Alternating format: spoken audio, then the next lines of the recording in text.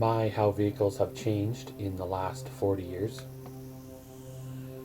The switch from carbureted to fuel-injected engines sure changed the landscape, and electronic spark control and variable valve timing and other advancements have sure woken up the engines, resulting in more horsepower, faster vehicles, and other changes and advancements.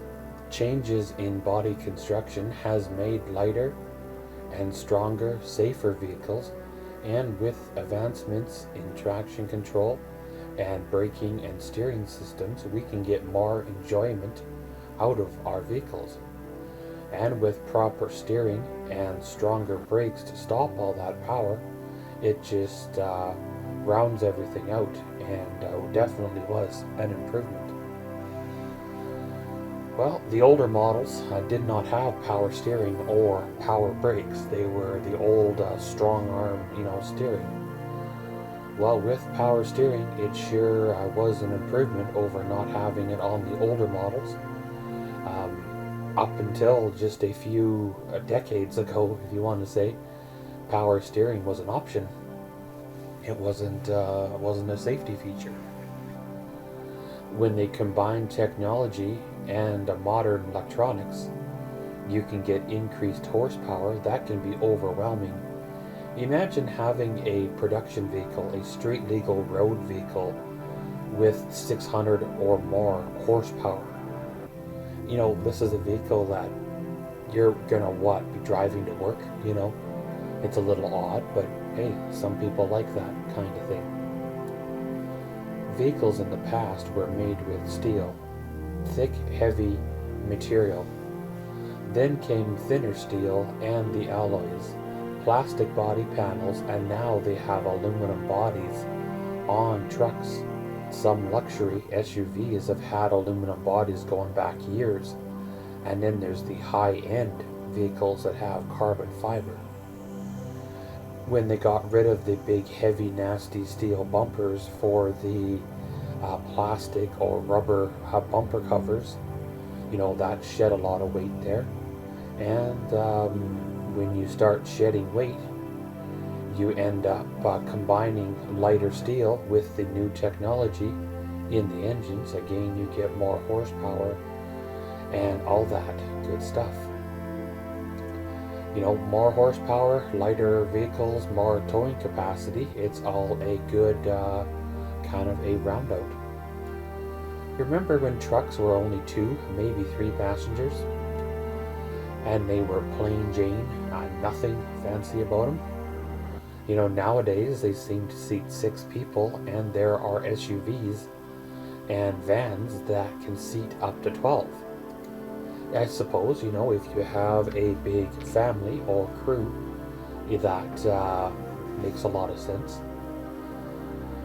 But as a result of increasing the passenger space, we have lost a lot of the cargo room. We end up with trucks with less than a 5-foot box to put cargo in, and basically makes your truck a oversized, glorified car. Remember when trucks were trucks? They were meant to be simple with no power options. Vinyl seats, rubber floor mat, no carpet, none of that fancy navigation, power windows, all that stuff that will break and give you trouble over time. If you're using your truck as a car, then it's a waste of a good truck, isn't it? But why would you need all that fancy stuff? All those electronics to go wrong in a work truck? Why do you need all those luxuries? Another question I have is, how much power do you need to get the job done? If you're just going back and forth to work, a 4-cylinder engine does quite fine. But if you're pulling a big trailer every day, then of course you're going to need something with a little more power than what a 4-cylinder engine can put out. Well, the old carbureted engines worked well for years. They were fussy, they had their moments, but with the new generations that have followed, everything has changed. I personally don't have a need for a big 8-cylinder vehicle. A 6-cylinder engine, or even a 4-cylinder, depends on the job, if you want to say, would do just fine. Remember when you only found a diesel engine on a tractor, in a farm or commercial setting? Now there's a lot of diesel engines in small cars, full-size trucks, and almost found everywhere. A lot of people who are buy these diesel or alternative fuel vehicles will never truly get their money worth out of the work of the vehicle in the time that they own them. Some of these people with their big full-size trucks aren't even working them to their full potential. There's one person in them rolling coal, driving up and down town in their big lifted truck with no trailer. They don't even have a trailer hitch. They've never even pulled anything. They're being used as a car. Does that really make sense? Should people be taxed on the width or the size of their vehicle compared to what they actually are using it for? There have been countries that actually have done that in the past and still continue to do that to this day. With all the changes and advancements, the price of vehicles have skyrocketed. You cannot buy a new truck anymore for under $25,000. And if you get into the larger trucks, you're easily passing $50,000 to $60,000 plus easily. I believe the basic vehicle, as in, frame, engine, seat, steering wheel, is as cheap as it always has been. But you are paying for the technology that is in it. The variable valve timing, the traction control, the navigation, the leather, all that stuff. And that's what brings the cost of the vehicles up. What do you think of all these idiot-proof, if you want to call them vehicles?